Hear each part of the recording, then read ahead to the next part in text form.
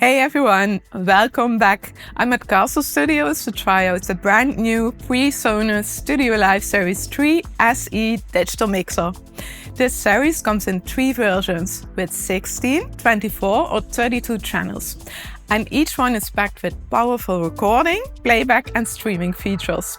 It's designed to be really versatile, whether you're working in the studio or on stage or streaming live. To really show what it can do, I will be recording a band and walk you through all the new features.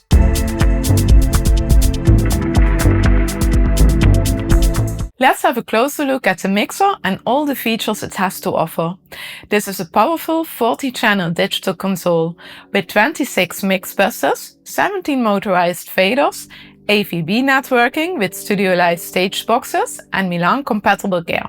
There's an onboard SD recorder for quick multi-track recording, or you can use the built-in 64x64 USB interface. It integrates seamlessly with Studio One and Capture software. And with the one-click virtual soundcheck and Capture, you can set up and test your mix even before the band arrives at the venue. With Metro Remote Access, you can run your mix from routing to effects over the internet with high-quality, low-latency streaming. And for personal monitor mixes, musicians can simply grab their phones and use the QMix UC app. When it comes to mixing flexibility, you've got 16 flex mixers that you can configure as auxes, subgroups or matrix mixes. You see here all the faders, and these are all the channels. This part you use to skip through all these channels. So you can see this over here. This is the bank section, and I have this now on input. So all the faders are now in the input, but I also can use DCA. With the DCA, I can assign several instruments to one fader. So for instance, I have now all the drums on one fader, and that makes this, of course, really easy for live sound so that you don't have all the faders that you need to adjust. You can submix it then on those faders. These are the mains, and with the mains, you have the master faders for your auxiliaries, also for your subgroups or for your effects. Here you have user, and I can assign any instrument to one of the faders. In this case, I have my lead vocals assigned to this one. This way, I don't need to search where my lead vocals are. I right away can go to user and they are here, and I easily can adjust it. This is the main mix. This one's you use to make headphone mixes. So I can make a headphone mix for my drummer. And here I can make a headphone mix for my bass guitar. Now we go to mix selects. So these are my effect stands, and I can use different effects also for that. And I'm also able to change the effects over here. Here's your talkback. So you can use the talkback. There's also an input for talkback microphone. Here I'm having a graphic EQ, and I also can mute my master channel. Let's have now a look at this part. This is the input source. So you can choose from where your input is coming, from a network, the SD card, USB or analog.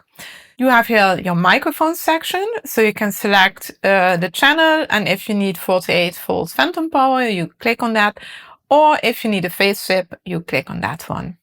Over here, you can assign where the sound source is going. So in this case, my first channel is going to the main left and right. So that is the master fader, and it goes then stereo out. And here I can decide if I want my sound to go to one of the sub channels or to the auxiliary channels. With this one, you are able to stereo link your channels. So I have here 2 room mics. I want to stereo link them. I click on select and I click on link, and right away they are linked.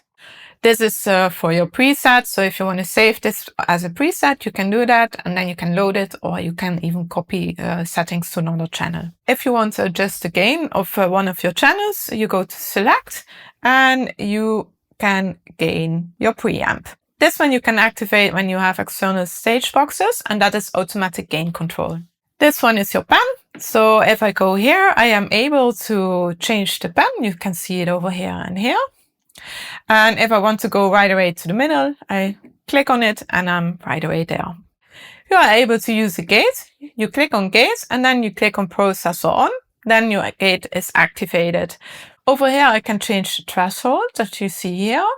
And I'm also able to use different attack times if I want to. So I click on attack, and with this parameter, I can change the attack time. The same goes also for the compressor. So I can go here on compressor and I adjust the threshold. I can here go into the attack time. And I'm also able to use different compressors. I click here and here I can make it a fat compressor if I want to. I click on here and I can then adjust everything how I want. And these are the plugins that are already in the desk. So you don't need to buy them separately.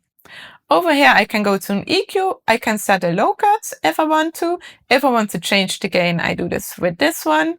The frequency goes with this one and the Q goes with this one. What is also really nice is that you have A/B comparing. So I have now this as my A setting. I go now to B and I want to try a little bit of a different setting. So now I can listen how this sounds, or I listen to this and then I decide which one is the best. Here you see the mute section for the effects, which is also really nice. So when the singer wants to talk, I can right away mute his effects so that he has a dry signal. And with this one, I'm able to quickly tap the delays in the tempo of the song. Let's look now at this part. So here you have your home section and here are all the main settings that you can make for the desk. Over here you have the system settings. These are user profiles. So I'm able to make a separate user profile for other engineers or for even somebody who is not so experienced with a recording desk. So I can go here to user 1, make a profile setting. I'm able to set a level limit. And I'm also able to edit permissions. So I can say I don't want that somebody is using the dynamics or the preamps. And you can exclude this from the desk. You can lock it and then add a password. And then this way, this user only can use the parameters that you set. Here are audio routing settings. These are the digital patching options. This is Capture, and that's the software that is on the desk, and you right away can record the recording session of your band or for the rehearsal onto the SD card. Here are some utilities that you can use. This is soft power. Soft power you use when you're done with your session or with your recording and you want to power off the desk. So then you click on soft power. All the settings will be saved. And then in the back, there's the main power to turn off your desk. And this is the talkback edit. So over here, I can send my talkback signal to different auxiliaries if I want to, or to subgroups. I use DAW to make connection with my DAW for the control functions. This is the UC network. So here I have the control network and I can assign where I'm going to. If I want to save my settings or recall them, I go here to scenes. So you can see already I can store or recall it. So you have a main project. In this case, I have here my Andrea mix. And here you have then the sub scenes folder. So for instance, if I have an evening where I have 3 bands, I can create 3 different scenes, and those 3 scenes, they have different mixes for each band. And I can then store them or recall them in this way. Here I have a tape edit, so there is an input for it. So I can use an analog input, for instance, if I need external music, and I don't need to use extra channels. This is the SD card. And here I can then also use capture from here. Over here you have the monitor sections, and here I can edit also my monitor mix. I can say solo in place or pre-faderism, and here I can clear the solo with one button. You also can remotely access the desk with Universal Control. That is the software that comes with this desk. You can use that software in your computer, or you can use the software on a tablet. You can see this over here, so I can change the faders. And that is then also happening on the desk. Here I can change, for instance, my gate. And you see that that also happens on the desk. It works also the other way around. So if I'm now changing the faders over here, you see that they change also in the software. What is also really nice is that all the settings that you have on your desk are also fully integrated in Studio One.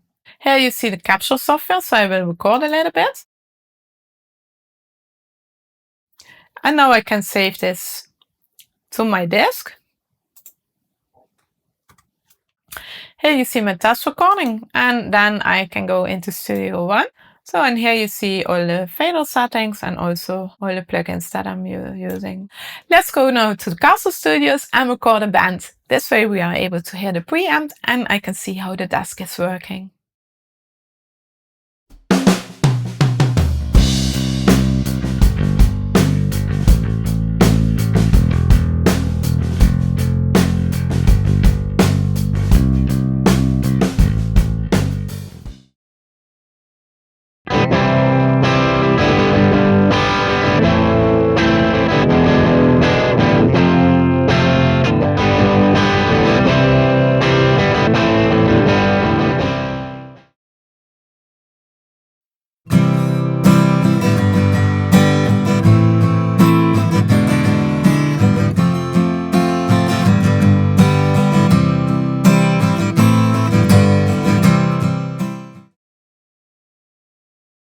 You say that you never been, but all the things that you've seen slowly fade away.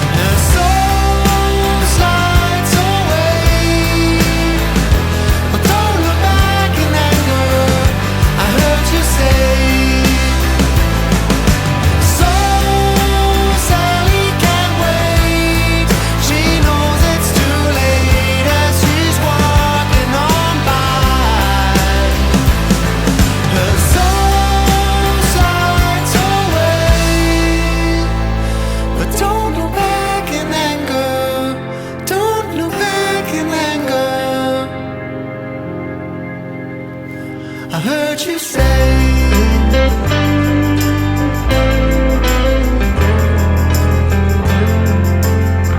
at least not today.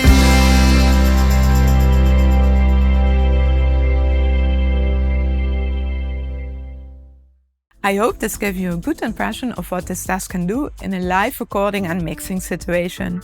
What I really like is that you can set everything up really quickly, create mixes for the musicians, and that it's easy to use. If you enjoyed the video or you have any questions, let me know in the comments, and I'll see you the next time.